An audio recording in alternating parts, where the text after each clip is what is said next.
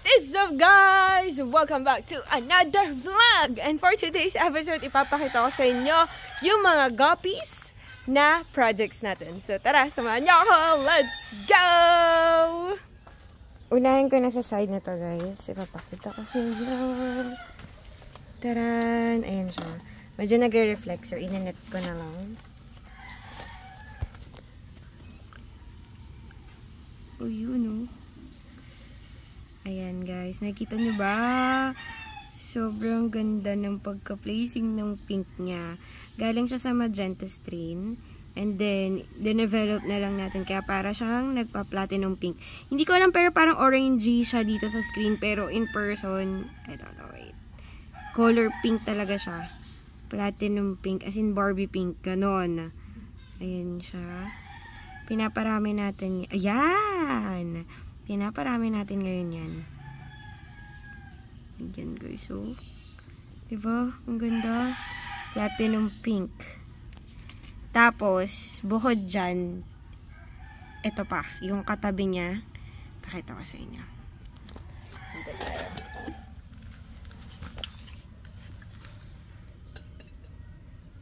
Ito, guys. Oh. Yun. Taran! Ito, guys, ay galing din sa ating magenta stream na tumakas. As you can see, nagpa-platinum at Dumbo ear. You know, may bakas pa siya ng magenta, diba, guys? Yan. Tapos, Dumbo ear. Oh, diba? Ayun, oh. Kita niyo pa yung pagka-pink-pink niya. Puma-platinum lang dahil sa silver scales niya. And then, yung ears niya ay kapansin-pansing Dumbo. So, ayan. Yung dito naman, guys, same lang ng Dumbo ear. Ito napapakasin. Ayan. Galing, ayan o. Galing din siyang magenta. And mas okay yung pagka-Dumbo ear niya. Ayan, guys. Same lang. Cute nung pagka-pink, no? Para talaga silang mermaid. Ayan. Dumbo ear. Diba? Ganda. Ito naman, guys. Longer naman yung dorsal fin niya compared dun sa una kong pinakita. Still Dumbo ear. Dumbo ear pa din. Ayan o. Ang haba lang. Long fin siya. Galing pa din yung magenta. Hindi ano.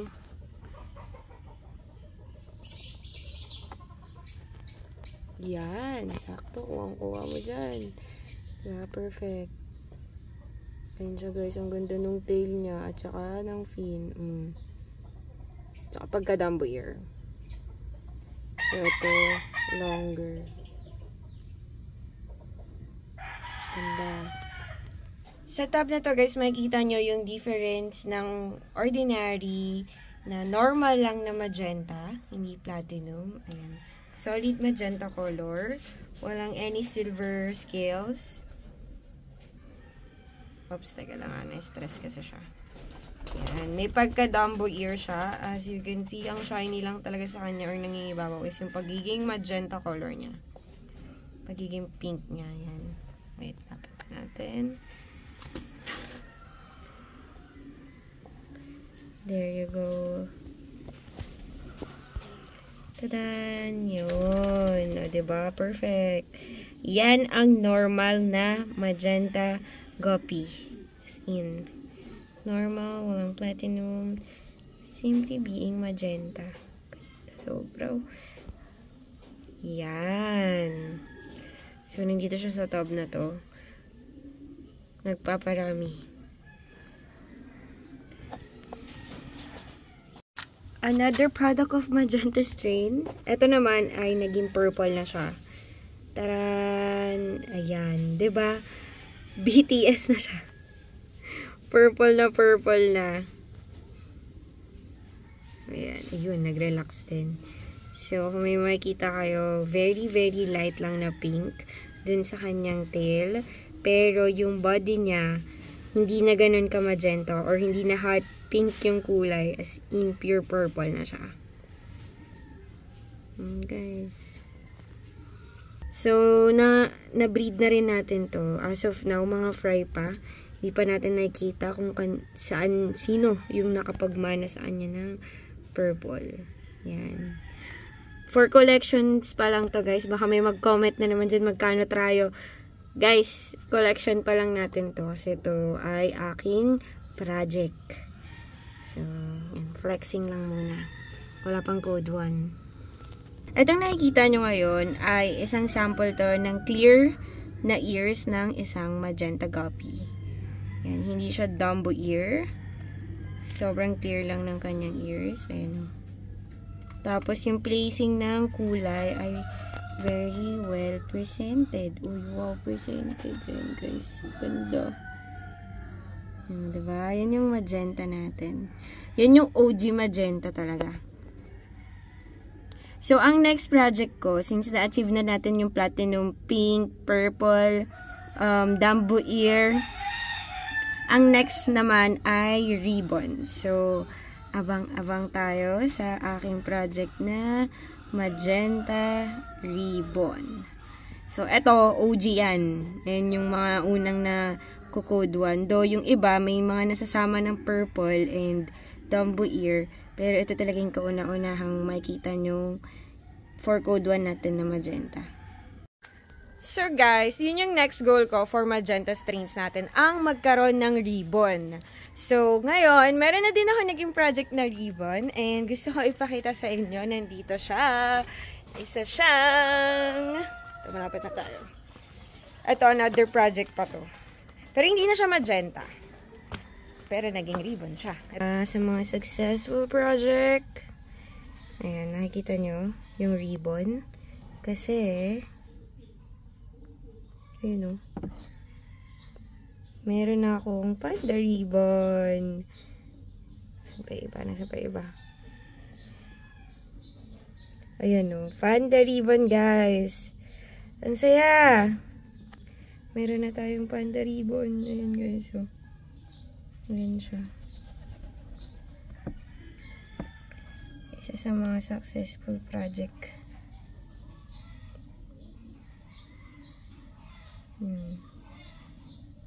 Panda ribbon. Ito pa yung iba. Ayan o. Mga ribbon ko. Finally, they are here. Ganda. Diba guys? Ayan. Ayan guys. Ito yung female. Yan. Good job. Dito natin yung lalagay para makita. Let's go, let's go. So guys, kunin natin yung ribbon panda na yan. Kunin natin yan. Let's go. Ito guys, oh. Ayan o. Diba? Ang saya. Ayan yung female ribbon din siya. Tapos pregnant pa siya ngayon. Ito yung male. Tapos ito yung non-ribbon. Sakto. Alam nilang nagko-content. Lumapit talaga sila. Ito pa yung isa pang ribbon. Ganda. Sobra. Ayan o. Perfect. Ang perfect ng project. Ito yung non-ribbon. Ito guys is na-inbreed na. Ang dami no. Sobrang unlimited. Ang clear ng water nila no. Nakakatuwa. Ayan yung tub. Tinatakpan ko kasi nagre-reflect. Ayan yan. Ganyan yan siya. Baka ilagay ko na to sa pond. Mga Dumbo ear pa. Yung iba. Yan. Sobrang dami. Talaga naman. Yan yung setup nila. Pero grabe, ang dami. Tapos ito pa, bali 3 tab to. Ito yung pangalawa. Ito yung pangalawang tab guys. Kita nyo yun oh. Pink. Diba? Color pink na dragon. Na-embreed na kasi siya. So, ito yung mga gapiranas ko. Sobrang dami. Yun po, napipink din. Nalagay natin tong mga to sa aking pond. Siguro sa isang tub na to, nasa 300 to. Hanggang ilalim yan Ngayon yung buong nila tub. Konti lang yung umaangat-angat kasi medyo tanghali na rin. Pag umaga kasi nakaangat silang lahat. So pag medyo tumatanghali na, bumababa na yung mga yan. Ito yung maganda. Pink. Ganda, no? Nakross siguro dito yun. Yung breed na to, guys, Gapiranas na to, na color pink. Sobrang cool.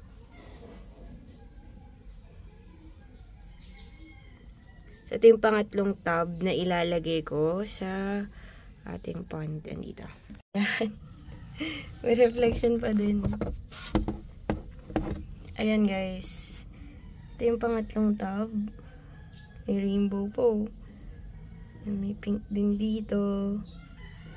Ilalagay natin yung mga yan dun. Yan. Ito, ganyan. Ang dami nila. So, lahat yan guys, ilalagay ko dun. Para maparami yung mga maganda din dyan.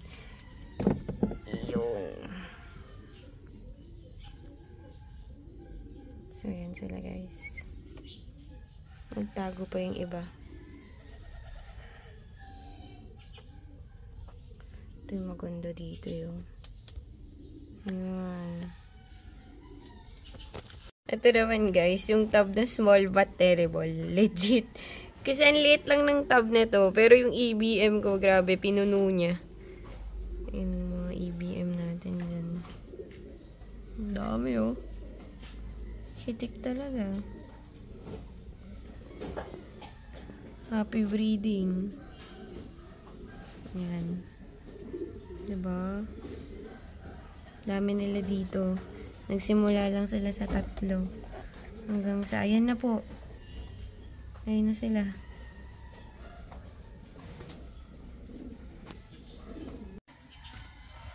Ito guys, ipapato sa inyo yung fry ng aking dwarf panda ribbon. Dami yan. Ayan Diba? Ang saya. Ayun, dami.